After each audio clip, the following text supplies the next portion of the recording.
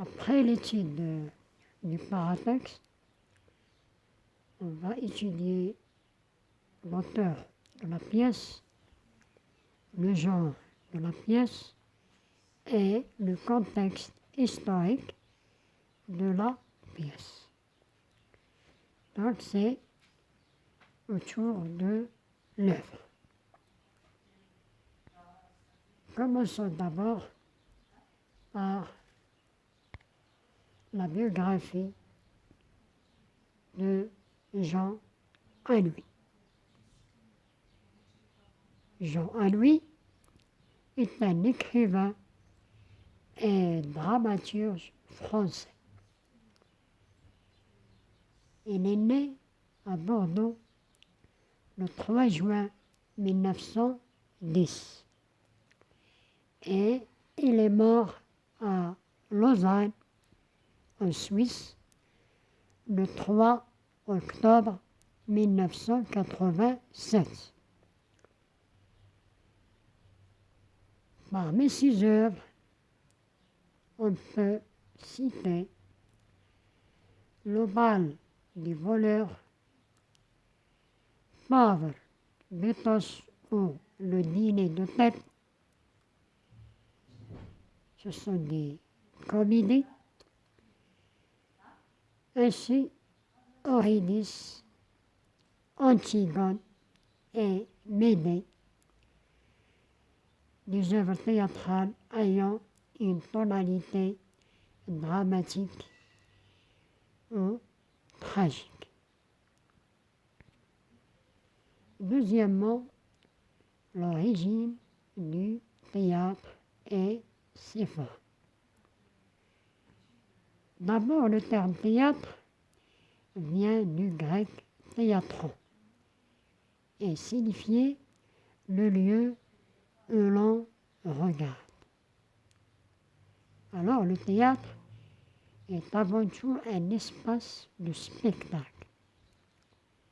Un espace de spectacle mettant en scène une suite d'événements impliquant des personnages qui parlent et qui agissent.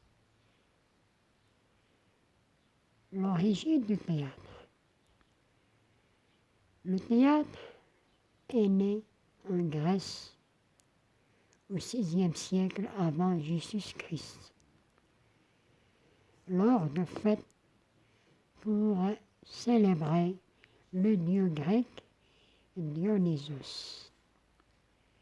Elle est devenue un genre littéraire qui s'est épanoui de manière diversifiée en fonction des époques. Les formes du théâtre. Donc il y a d'abord la tragédie, la comédie, la tragicomédie, un drame bourgeois, un drame romantique et le mélodrame. Et enfin le théâtre de l'absurde. Alors dans la tragédie, les personnages présents sont des nobles, sont victimes de la fatalité. La fin de la pièce dans une tragédie est un dénouement malheureux qui suscite la crainte, la pitié et une force, ou bien il force l'administration. Exemple, la pièce de Racine, dont le titre est Phèdre. La comédie. Dans la comédie, les personnages sont roturiers.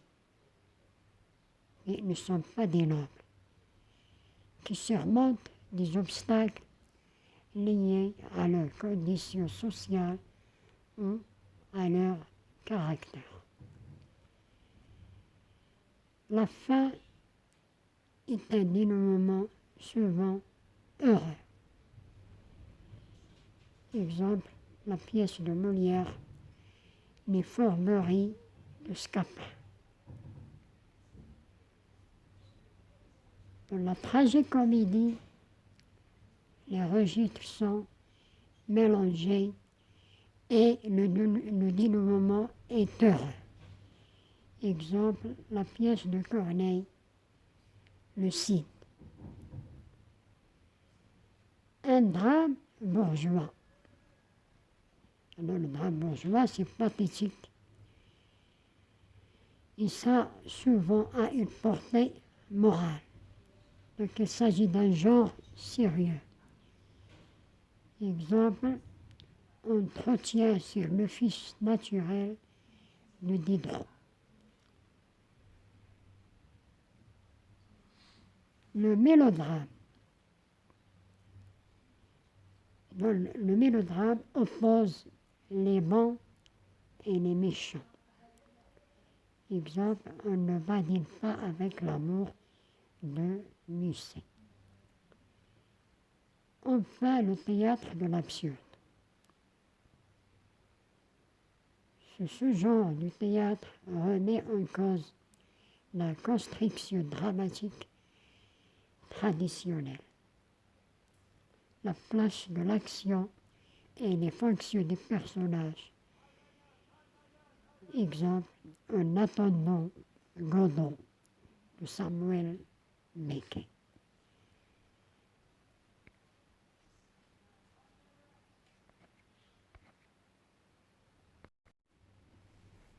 Troisièmement, on va voir la différence entre la tragédie classique et la tragédie moderne. Dans la tragédie classique, les personnages sont des nobles, légendaires ou réels, sont des héros antiques, des rois, des princes, et ainsi de suite, qui se lamentent face à leur destin. Les histoires narrées s'articulent autour de la peur, de la terreur, de la vengeance, ou encore de la pitié. L'objectif est de déchaîner les passions et de faire réfléchir. Le dénouement est rarement heureux et souvent malheureux, et se termine par la mort. La tragédie classique est une tragédie en 5 actes. 5 actes. La tragédie classique est basée sur le respect de la règle des unités. L'unité d'action, l'unité de temps et l'unité de lieu. Et par le respect de la règle de la bienséance. Alors la mort n'est jamais représentée sur la scène. Les textes sont souvent rédigés en alexandrin.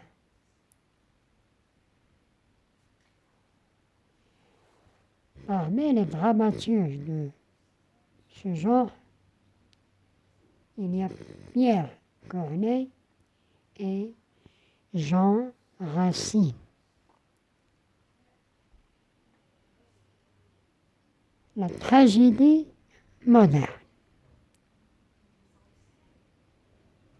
La tragédie moderne est née au XXe siècle.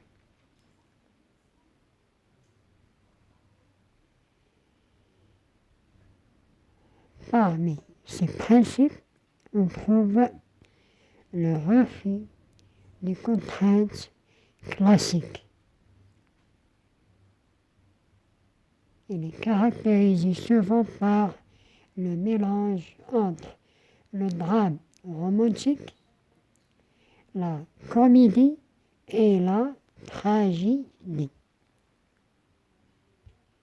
Elle traite des drames contemporains et des faits historiques qui bouleversent le monde. Dans Antigone, par exemple, Jean Anouilh souhaitait raconter le drame que la population française était en train de vivre. Les thématiques mythiques sont revisitées et adaptées à l'époque. On marque le retour du mythe antique comme symbole pour une situation dramatique actuelle. Parmi les dramaturges de ce genre, ou bien de la tragédie moderne, il y a Cocteau, Jean Cocteau, Giraudot et Jean Anouilh.